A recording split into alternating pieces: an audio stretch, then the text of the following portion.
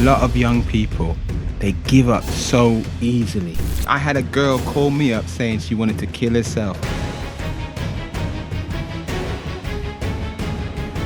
There's people on TikTok, Instagram telling young people how to do fraud. When they have to wait for the next set of trainers, they're getting mad, they're getting aggressive. Yeah. These young people have to somehow snap back to reality. How can we build our kids to be independent? I think something to... Daniel, what would you say resilience is? The ability for somebody to adapt to difficult, uncomfortable circumstances, decisions, and life events. Yeah. Yeah. I think that's a very good description of the word, because with me, I always just thought it's like the ability to withstand something that's going on, something that is troubling somebody, and you can still push through. Yeah. You can push through, you can get to the end of it, and you can grow from whatever mistake you've made or whatever problem that's come, and learn from that lesson. Yeah. So it's like, is this something that you would say you have been in your life, resilient? Yeah, I think I said I'd have to be with a lot of life events that have occurred. Okay. I've had to develop some form of resilience, and the job as well that I do as well. Yeah. Of course. But going back to you, what would you say is one of the most times that you've had to bring out that resilience in you? I think when I was young, like a teenager, so obviously there was a lot of family issues. Yeah. I witnessed things that I probably shouldn't have. Okay. And obviously this led me out to be on the roads a little bit. Yeah. And I probably should have witnessed things there when I shouldn't have as well. Yeah.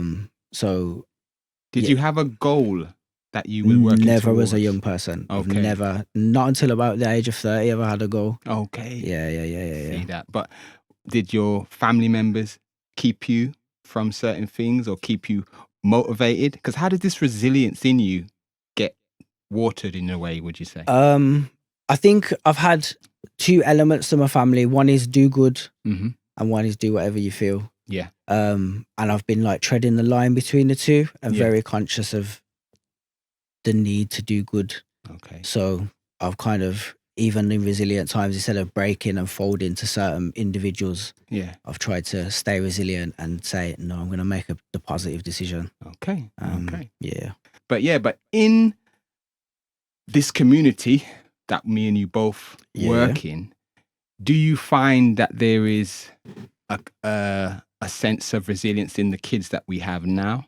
Or do you think that they are giving up a bit too easily? I think there's a sense of resilience in the way that they experience. Obviously, they've had a lot of life experiences, the young people in our circle of work. Yeah. So they've developed a resilience to certain things. But it seems like the simple things now, such as taking a wrong decision, maybe a form of criticism, that's when they begin to explode a bit more. Okay. It seems like the more dangerous things, the more exploitative behaviors or situations they get themselves into, a lot of young people can handle themselves in those areas now, whereas I couldn't when I was young. Okay. But I've noticed that a lot of the young people, when it's simple things, when it's a no, when it's a maybe wait 5 minutes, maybe it's a you lost the game, like a lot of our young people are very competitive, then they switch the lid. So I find it's very interesting to watch that. Because I'm finding a lot of young people, they give up so easily. And I'm just thinking, what is that? What is that culture? How have we got there? Because for me, let's go back to me playing basketball. I could want to shoot at the hoop all day long. Shoot. If I'm missing, I wasn't that good at the start, but I wanted to be. So I would be shooting.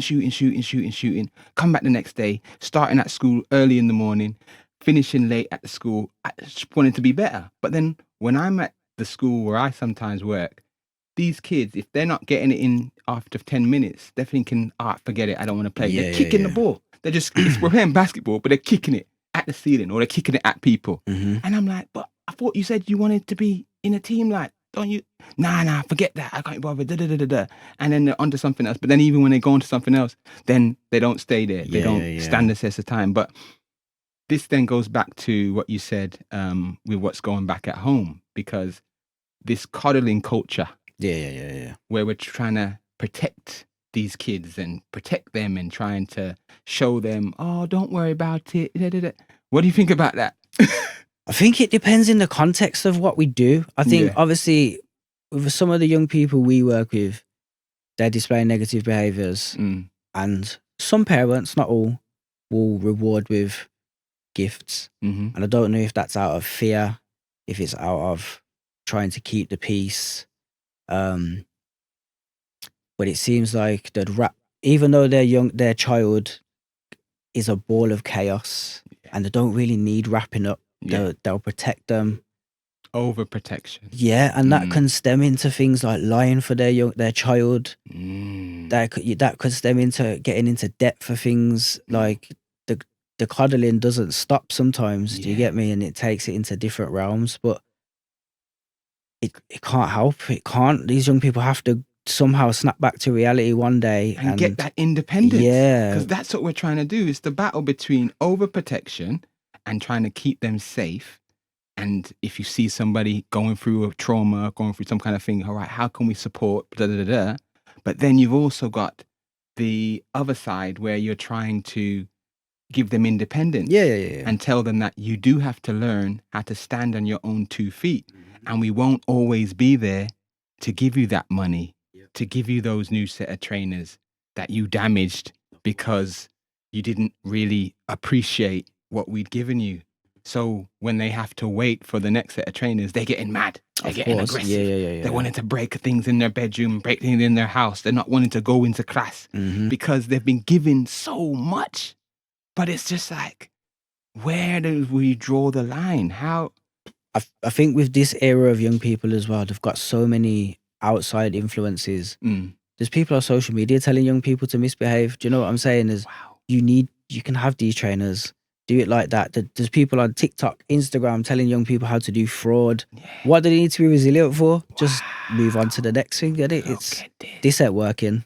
I'll get a credit card off someone and try do that, or be an Instagram model, or do madness for TikToks. Why do you need to be resilient when it's constant feeding of the mind? And I think that when we were younger, like you had like 5 channels. If you were lucky, you had cable. If you were rich, I remember. If your parents were a little bit funny, you get a little rigged box and that. But we didn't have all those outside influences. If we had trainers, we probably saw them in the shop. We didn't see them on the TV like that. We saw them in the shop. And we saw like 5 people wearing them. We weren't pressured into those things as much. It's true. There wasn't such a fast-paced need for everything. So we would be told to wait. Do you know, you're going to have to wait for this, or you're going to have to wait for your birthday. There was no Klarna. There was no buy now, pay later kind of things. You'd have to wait till Christmas. You wait till your birthday's coming up. And it was hard to hear it. But again, it builds resilience. Okay, I can wait. Like, it's fine. As long as I've been, promised it in a way, I know it's coming. I remember my grandmother, she used to say, if you can't afford it, it can definitely wait. Because this was a time when the credit sort of culture was coming out, and you could get a credit card. But I didn't listen to my grandmother. She was wise with her money, and she would save and all that kind of stuff. But then when I went to university, they were giving out credit cards to everybody. They were saying, sign up with us and we'll give you an overdraft of 750 quid. And I did it with like 2 different banks. And then next thing you know, I'm owing all of these banks, not just the student loan, but I'm owing these banks. And then that's what some of these students are coming out with, loads of debts and all that kind of thing. But it's the case of finding out, again, why can't we just be patient and wait for things anymore? We are in this microwave culture that just wants to throw it in, get the food back, and then we can crack on with whatever. Fast. No waiting, no patience. Nobody wants to put roots down in certain things. Nobody wants to understand that to grow a tree, there's a lot of things going on underneath the surface for a very long time before the tree comes through. But they're just thinking, I'd rather be a weed Yeah. I We think a just lot of the pop times, up quick. and you see on YouTube, people just they don't show like I grafted for 10 years to get on this channel. They're just like, wow, here I am. Yeah, I've yeah. just appeared. Yeah, I've got all this money. Yeah. Here, like you can do the same Yeah. in 10 days. Like Yeah. young people are following that Andrew Tate geezer. Like obviously, don't want to make him a topic, but Yeah. he's not really teaching young people resilience. He's kind of teaching you how to disrespect women. Get it now. Yeah. Do this. Like there's a lot. There's a lot to go on that topic. Well, Yeah. Because in another flip side, I do think he also does show that you do have to work hard for things. He does say you got to work hard because he's saying that he has, and he's like, he's a gym boy, he's a fitness boy, like what I am. You get me? I like you getting up early in the morning and working for that. Whereas some other people, they don't want to work hard in their appearance. They don't want to study hard. They don't want to do any of that. So there's two sides. But he was a quick. Yeah. But I think in our example, ours is a little bit better because we work with young people. Mm-hmm. Therefore, we have to do. We can't tell a young person. Like for example, I do music. I do music here in the studio. Yeah. I can't tell a young person, I got an EP out. I have to prove it. Yeah. So I have to do. Yeah. They're not going to believe me otherwise. Yeah. And like they need to know, like there's work in this. I didn't just come here and I sat down and just clicked my fingers and it happened. It's hours of work. Mm-hmm. I speak to my young people about, for example, submitting your music to BBC Introducing. Yeah.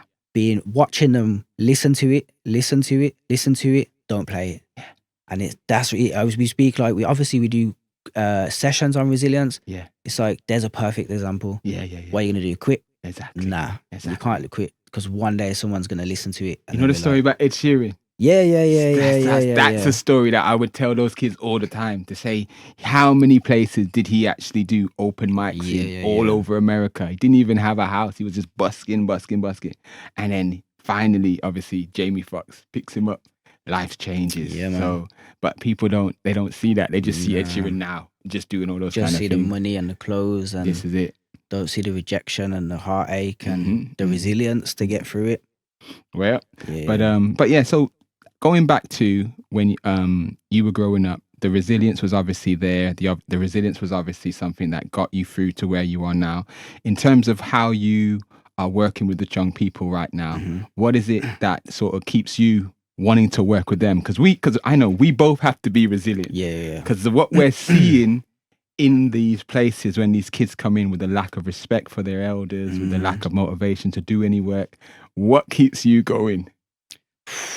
This is a tough. You know what it is? It's at the moment it's my team. Yeah. So I work with an amazing team of people. Yeah. Shout out Power 2. Yeah, man. And Hannah Bates as well, the manager. Okay. She always brings it back to the child. Yeah. It's a child who's suffered. So we work we work using the ARC format, so attachment, regulation, and competency. Okay. So she always brings it back to this child's been through a lot of stuff. The child hasn't been able to control anything. The child hasn't been able to make any decisions. It's innocent in all of this. Yeah. And they might be shouting and screaming and telling you to do this to your mom and whatever. And I have that. To have a young person say that to you as well that's a lot of resiliency to stand there and be like, okay, I'm gonna hold this down for the moment. Yeah. But yeah, I work with an amazing team of people who are so passionate about young people. Yeah. I've been lucky to have mentors and influences who have all been passionate about young people, who was passionate about me when I was a young person. Yeah, okay. So just it's all I know. Like apart from creativity and young people, that's all I've got in life. So that's my passion, is trying to make them prosper. And for me, working with young people, it keeps me young. Okay, that's the first thing that I always said. Why do you work with young people? And I say this keeps me young. It keeps me in the know. Because it lets me, because I believe I can learn from a young person, and I believe obviously a young person can learn from me. Of course. And that's how we keep that relationship, that growth and everything like that. As soon as we start isolating ourselves from the young people, that's when they're not going to know how to talk to us, and we're not going to know how to talk to them. And I think that's one of the benefits of working with young people. The other thing is I want to leave a legacy. Mm-hmm. And the best way to leave a legacy is to change people's lives. Yeah. And it's very hard to teach an old dog new tricks, but teaching a new dog new tricks is easier. So a young person is that new dog. Yeah, So of course. if I can see that dog's a bit rough around the edges and whatever, I can try and say, yo, man, let's just fix a few things. Let's try. And if I see a light in them as well, I want to fan that flame, and I get excited when I'm fanning the flame, when I'm seeing them come to us. And yes, I'm in a music studio, that's what I run, you get me? So if I see someone's got a talent and I can help push it, or they come in and they make a song and I could see that it's their way of expressing themselves, I'm not gonna dumb it down. I might hear a few odd swear words or a few bad things, but I'll still be like, yo, you're sick, brother. You're hard. Give him that gas, you get me? That. And then slowly, you know what? You don't need to always talk about that, you know? You can talk about this. Don't you want to make money in this? Of course. If you want to make money in this, then this is what you can do. And then I'm giving them those little coaching thing. And that's what we do through the music therapy. It's like sometimes these guys are been through trauma, been through anxiety, and through music, we can just help change their outlook on life and make them feel like there's a bit of hope. And that's what I like doing, you get me? And that's why I'm resilient in working with them. I think that goes hand in hand with the resilience, because a lot of our young people don't get what we give them. They don't get that you're sick. You're an amazing young person. Exactly. You're a wicked individual. Yeah. And although we might have to make uncomfortable decisions for them or with them to help them develop their resilience, tell them no, we also have to tell them at the right times, yes, well done, hold tight, like you've done an amazing thing today. That's it. You should be proud of yourself. So I think like certain establishments do a bit more of the trying to build the resilience in a no way instead of a have a bit of love. Do you know what I'm saying? I'm not talking cuddles and kisses, but you're a wonderful young person. Like, we believe in you. I've got your back. Do you know, like that? So talking down to them all the time. And saying that you're bad, negative. It cannot be a good thing. No. It cannot be a good thing. And finding out what they're good at and trying to push that is definitely the way to get the result that they all want, as well as the young person.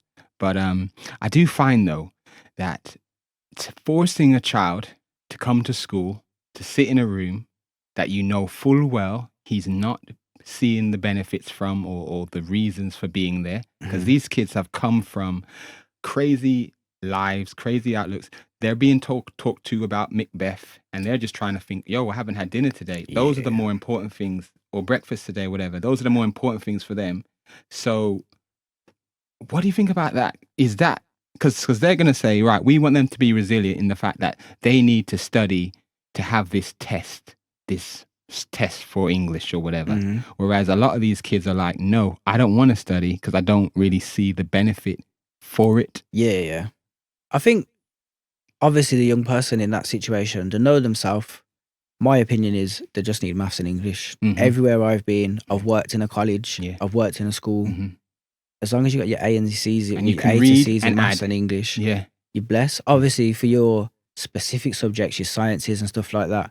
But I believe, obviously, education is very important. Like, I didn't get anywhere. I was on a stable setting until I went to university, and I was able to up my levels of movement in career and stuff. But I think with the young people we work with, we have to kind of develop them as human beings before we develop them as machines in the system of sitting down in class. I work with a young man, very, very, very wise young man. He's a young. And he told me the other day, he goes to a school and he gets put in like isolation and stuff like this. And he has to sit down and conform. And he was like, Dan, sending me to school is like putting a cat in a box with a pigeon. Wow. He's like, my mind just goes here, there, everywhere. And I can't sit. So he gets up and he moves and he gets in trouble for that.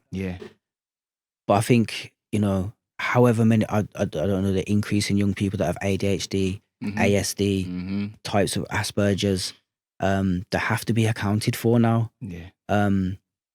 and we're trying to just force them into these classrooms and box them up. We need more sensory areas for young people. We need more areas for we need counselling for young people. We work with a lot of young people that have experienced significant trauma. Yeah. I'm a young person, or I'm a man who, as a young person, experienced significant trauma, and I was only able to overcome it through going to counselling that I had to pay for myself. And thankfully, I had a job, you know, give thanks to God and all this. But young people don't have access to this. I know. There's a 6-month, 9-month, 1-year waiting list for CAMS. This is true, man. I had a girl call me up saying she wanted to kill herself, and I didn't know what to do. And she says, the people who are actually meant to be helping us, they're telling me I have a 6 months waiting list. And I'm like, oh my word. But again, I can't say I've worked in CAMS, so I've seen it from that side as well. And there's a lot of young people that, especially since COVID, that are suffering, like they can't leave their house. They're struggling to socialize, to engage back in classroom life. But can I say there's also people who are abusing the system? Of course. And that's where we get through back to this. Yeah. There's a coddling culture where they're like, oh, baby. And they're going, oh, really? This is what I can do. So it's such a weird balance. People do take legal action if they don't get their decision. And so it's, where do we come in this culture now of parents can't be resilient? Exactly. No. We can't accept your child in at the moment because they're a risk. I've seen parents kick off in meetings, and they've had to keep coming, keep going. There was a lady who won the X Factor, one singer lady, and she had to keep coming to try, and she had to raise money herself for her son to get money for his autism and to get into the right spaces or the school or whatever like that. So resilience was needed by that, definitely. But so Dan, we've spoke a lot about resilience and how the coddling culture is sort of making our children be less resilient, not bothered about things and all that kind of stuff. How can we build our kids to be independent and to be good members and giving to our society? How would you sort of suggest? What would you think we need to do? I think there's a lot of factors. I think something to follow helps. So obviously, there's some people that follow certain religions. There's a lot of young people in the church, a lot of young people that go to mosque, a lot of young people that attend temples. And I'm not saying they're all good young people who are resilient and behave and follow the word of God and do as he says. But I think having something to follow, a moral compass, obviously would help. And in terms of independence, it's kind of, as parents or as caregivers, so even us as working in schools and in communities, to give the opportunity for young people to just have a go. Like, obviously we work with young people who are very anxious. So scared of failure. Kids are scared of failing in front of others, mainly because of this. I think this social media stuff. Of course. They know they can get bullied, they can get trolled if they fail at something. And I think that's what's But if you put them in a safe environment where it's okay to fail, fail as many times. Who's gonna see? No one's recording you here. I think that definitely helps because they'll learn. Okay, cool. I can do this on my own. Like, as an adult, I struggle to do certain things on my own independently. So because I didn't have that lesson, so I think it's just constantly working with your young people, not being a friend, being their parent, making those tough decisions, but giving them the opportunity to fail, to succeed, to encourage, and to kind of discipline when things go wrong, or make criticisms along the way. Okay, son, you didn't do this right, but maybe we can do it better this time if we do this. And just, you've got to let them try, because if you're holding the hand all the time, how are they going to step out on their own? And this is it. Even in my role, I tell all my young people, you've got me for as long as you've got me, but my aim is to have you to step out on your own. I want to throw you out of the nest, and you best fly at it, because if you hit the ground, you're gonna get eaten. Exactly. It's true. No, that is. I've always been one for tough love with my 3 kids. Mum, she sometimes is like, if they're my babies, I'm like, nah, they have to learn, man. They have to learn. They have to learn. We give them the tools they need, but they have to figure out which tools it is that keeps them going. If they do fall or whatever, we'll be there. to help pick them Yeah, up. yeah. But then we'll say go again, just like riding the bike for the first time. You got us next to you, you got the little training wheels on, but then you're gonna have to take them off and go. Yeah, yeah, yeah. So, but it is so hard, this knowing when. And I think with young people, obviously we have a section of society where young people are moving a little bit dangerous. Yeah. It's probably a little bit more difficult for parents to be like, okay, go out on the street on your own. I need you back by this time, because if you don't, I'm not a parent, but I can only imagine the panic that would set in, giving them that independence and then them not adhering to the task that you set, like the boundary. Yeah. But again, yeah, the anxieties around it, you're just going to have to find safe spaces, safe places, safe people to be around. Yes. And allow them that freedom to just have a go, man. Like, It's true. Give it a go. Dan, I like it. And I think you've definitely given us some major gems Thank you to for think having me. about. Can you tell people again, where would they be able to follow you, follow your music, follow what you're doing? So yeah, I'm a musician, I'm a creative. So I make music here in Beats of Bar Studio. So please make sure you go follow that. Yeah. My Instagram is just Dan_Ennett. And I'm on Spotify, Apple Music, and other reputable avenues of media as Just Dan Ennett. And you've also got the SNE on and there. I've got the SNE, so see no equal. Yeah. Always representing. There you go.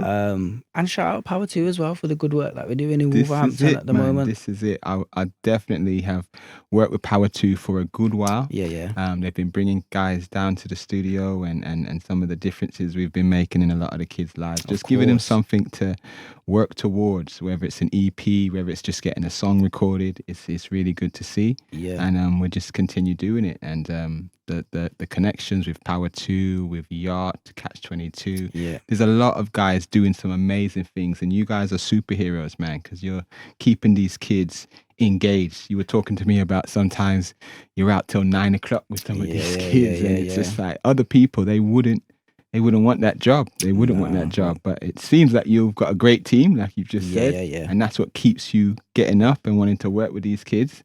And we just all got to just keep making a difference, man. Yeah, so man. definitely thank you for coming down. Thank you for having me. And hopefully you guys can like and subscribe and follow the next conversations that we're having. But other than that, you take care. Have a good day.